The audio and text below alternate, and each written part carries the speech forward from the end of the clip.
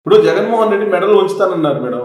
Plus అధికారంలోకి వచ్చిన తర్వాత ఆయన అప్పుడే చెప్పారు కదా, తొలి రోజుల్లో ఏం చెప్పారు, దేవుడి దయ ఉంటే వస్తుంది ప్రత్యేక హోదా, ఇప్పుడు మన అవసరం వాళ్ళకి లేదు కేంద్ర ప్రభుత్వానికి, కాబట్టి అడుగుతూనే ఉంటాం, ఇచ్చినప్పుడు వస్తే వస్తుంది లేకపోతే లేదని చెప్పారు కదా. ఇంకా క్లారిఫికేషన్ ఇప్పుడు మేము అడిగినా మీరు అడిగినా ఆ మాట ఆయన ప్రచారం పాదయాత్ర చేసేటప్పుడు ఎన్నికల ప్రచారంలో చెప్పాలి సార్. అతను దేవుడు దయ అని చెప్పి మెడలు వంచి తీసుకొస్తానని చెప్పాడు.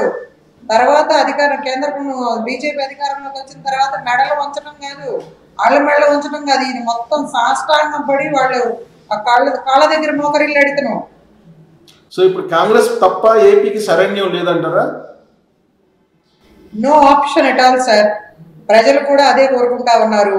ఆంధ్ర రాష్ట్ర అభివృద్ధి జరగాలి అంటే, మన బిడ్డల భవిష్యత్తు బాగుపడాలి అంటే, ప్రత్యేక హోదా విభజన హామీలు అమలు అవ్వాలి అంటే, పోలవరం పూర్తి కావాలంటే, వైజాగ్ స్టీల్ ప్లాంట్ అమ్మకుండా అడ్డుపడి తీరాలి అంటే, అమరావతి రాజధాని పూర్తి హంగులతో అభివృద్ధి చేసుకోవాలి అంటే, మనకు పరిశ్రమలు రావాలంటే, మనకు బిడ్డలకు ఉద్యోగ అవకాశాలు రావాలంటే, కడప స్టీలు అది రావాలి అంటే, వెనకబడిన ప్రాంతాలకు నిధులు రావాలంటే పూర్తిగా కాంగ్రెస్ పార్టీ మాత్రమే అమలు చేయగలుగుతుందని చెప్పి మీ ద్వారా చాలా స్పష్టంగా ప్రజలకు తెలియజేస్తా ఉన్నాం. మరొక అంశం మర్చిపోయారు మీరు. విభజన చట్టం ప్రకారం ఇక్కడ ఆంధ్రప్రదేశ్ ఆస్తులు చాలా ఉన్నాయి హైదరాబాద్ తెలంగాణలో, అవి ఇవ్వడానికి ఎవరు సిద్ధంగా లేరు, దాని మీద ఏం చేయట్లేదు.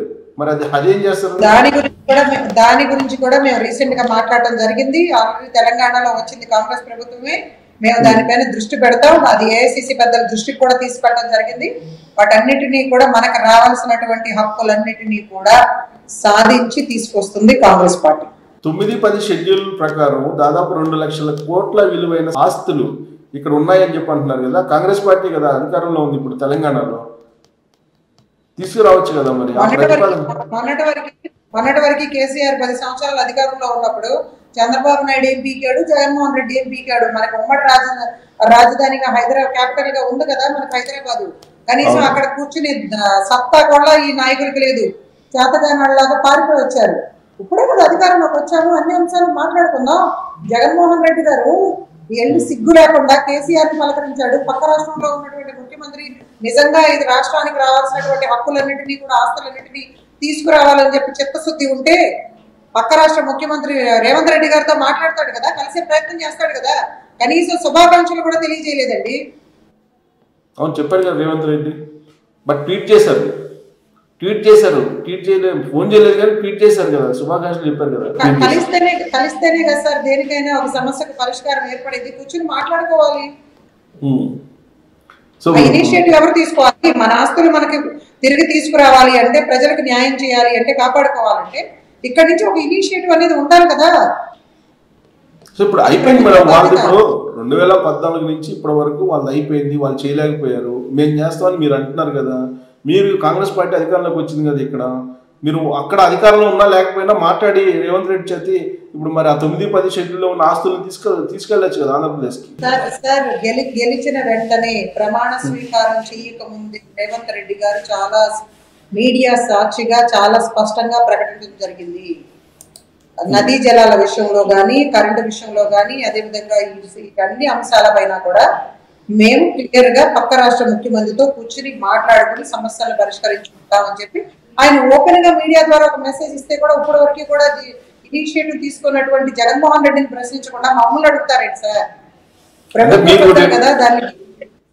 అంటే మీరు రేపు మేము ప్రత్యేక హోదా మేము వేస్తాం, అన్ని మేము వేస్తాం అంటున్నారు కదా, అందుకని ఇది ముందే మీరు అధికారంలో ఉన్నారు కాబట్టి ఇది ఇచ్చేస్తే ఇంకా మిమ్మల్ని ఇప్పుడు నమ్మిదానికన్నా ఇంకా ఎక్కువ నమ్ముతారు కదా. It's not a correct process.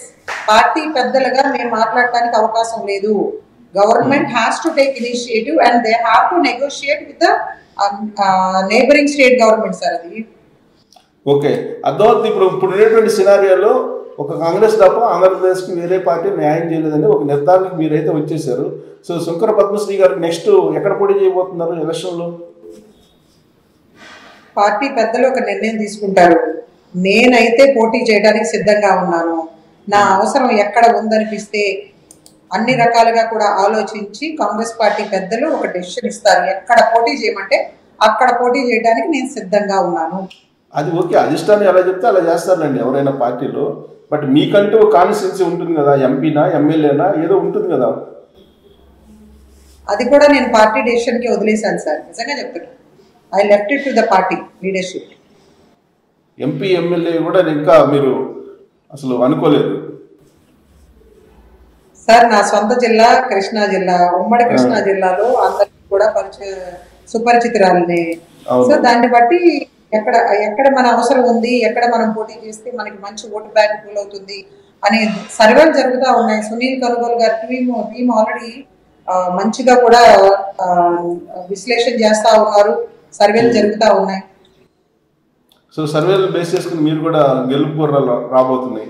Vijayawada నుంచి ఫిక్స్ కావచ్చా పద్మశ్రీ గారు ఎంపీగా?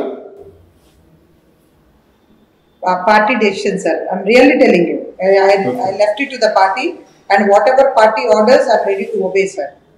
ఓకే, ఫైనల్ గా మేడం, ఇప్పుడు పిసిసి అధ్యక్షురాలుగా షర్మిల వచ్చిన తర్వాత పార్టీ అనేది వేవ్ కనిపిస్తుందా? రేవంత్ రెడ్డికి పిసిసి అధ్యక్షుడు ఇచ్చినప్పుడు తెలంగాణలో ఏ విధమైనటువంటి పరిస్థితులు కనిపించాయో అలాంటి వేవ్, పాజిటివ్ వేవ్ కనిపిస్తుందా?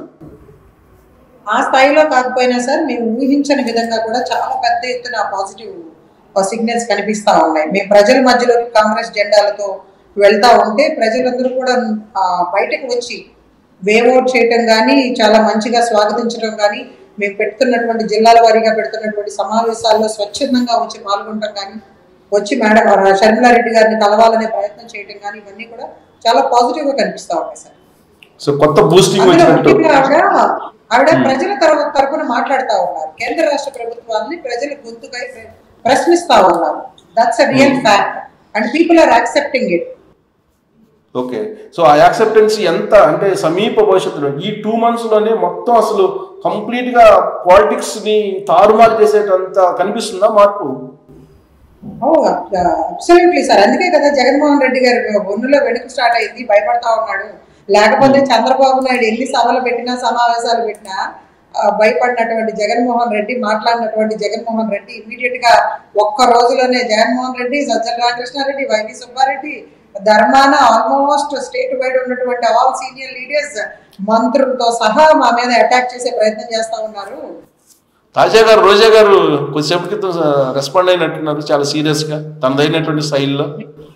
నిన్న మాట్లాడారు, ఏమండి రోజా గంగిరెద్దు లాగా జగన్మోహన్ రెడ్డి ఏదంటే అది చెప్పి తల ఊపి డాన్సులు చేసుకుంటా ఇప్పటికి ఒక డీసెంట్ గా కూడా, ఒక పద్ధతిగా కూడా వ్యవహరించాలన్న ఆలోచన లేనటువంటి ఆమె ఎక్కడి నుంచి వచ్చిందండి? ఆమె ఎప్పుడో కాసేపు హైదరాబాద్ లో ఉంటుంది, కాసేపు చెన్నైలో ఉంటుంది, ఇంకా ఎక్కడ పడితే అక్కడ తిరుగుతూ ఉంటుంది. ఆమె వైఎస్ షర్మిలారెడ్డి గారిని ఎక్కడి నుంచి వచ్చావు అని మాట్లాడటం ఏమాత్రం అన్నా కనీసం it's not even sensible at all.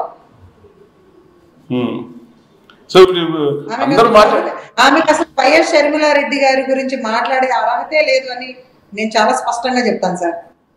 Okay, ఇప్పుడు అందరూ మాట్లాడుతూ ఉన్నారు షర్మిల గురించి. మాట్లాడింది ఒకళ్ళే ఒకళ్ళు ఉన్నారు, వాళ్ళు కూడా మాట్లాడతారా? భారతిరెడ్డి గారు, మీరు భారతిరెడ్డి గారి గురించి ప్రస్తావించినట్లేదు ఇంకా షర్మిల గారు. కాదు సార్, జగన్మోహన్ రెడ్డి గారు జైల్లో ఉన్నప్పుడు తప్పుడు ప్రచారాలు చేసుకోవడం కోసం, సింపతి కోసం తల్లిని, చెల్లిని, భార్యని బయట నడి రోడ్డు మీద కూర్చోబెట్టి ఏడిపించినటువంటి సందర్భాలు ప్రజలందరూ చూసారు. అవసరమైతే ఆ స్థాయికి కూడా వస్తాడు Jaganmohan Reddy, no doubt about it. So భారతిరెడ్డిని కూడా దింపుతారంటారా అలా మొత్తం పొలిటికల్ సీన్లోకి? అవసరానికి ఎవరినైనా వాడుకుని వదిలేస్తాడు సార్ జగన్మోహన్ రెడ్డి. ఓకే, చూద్దాం. భారతిరెడ్డి గారు కూడా వస్తే కనుక ఇంకా ఫైనల్ గా ఎపిసోడ్ కుటుంబ ఎపిసోడా లేకపోతే పొలిటికల్ ఎపిసోడ్ అనేది మనం వేచి చూద్దాం మేడం. ఆల్రెడీ వెనకుండి నడిపిస్తుంది అంతా ఆవిడే అని చెప్పి ప్రచారం జరుగుతూ ఉంది కదా. కుటుంబాన్ని చీల్చడంలో ప్రధాన పాత్ర ఉంది. షర్మిలారెడ్డి గారిని దూరం పెట్టడంలో కానీ, కన్న తల్లిని దూరం పెట్టించడంలో కానీ అన్నిట్లోనూ ఆవిడ సక్సెస్ అయ్యిందని చెప్పి అందరూ చెప్పుకుంటూ ఉన్నారు. కానీ షర్మిల గారు చెప్పలేకపోతున్నారు కదా, ధైర్యం చేయలేకపోతున్నారు కదా. It's not like that. when the situation comes she might tell more facts కదండి. ఇంకా వాస్తవాలు చాలా ఉంటాయి కదా కుటుంబంలో వాళ్ళ మధ్య జరిగినటువంటి విషయాలు. ఆమె వాళ్ళు అడిగితే స్వయంగా అన్నకి అండగా నిలబెట్టడం కోసం పాదయాత్ర చేస్తే కాదని చెప్పి ఈ రోజున ఏదో తప్పుడు ఎవడో కొండారెడ్డి అంట, ఇంకెవరో పిచ్చి మాటలు. కొండ రాఘవరెడ్డి వాళ్ళ ఫ్యామిలీకి వచ్చి we have not even seen them. వాళ్ళు ఎవరో కూడా మాకు తెలియదు, ఎప్పుడు చూడడం కూడా చూడలేదు.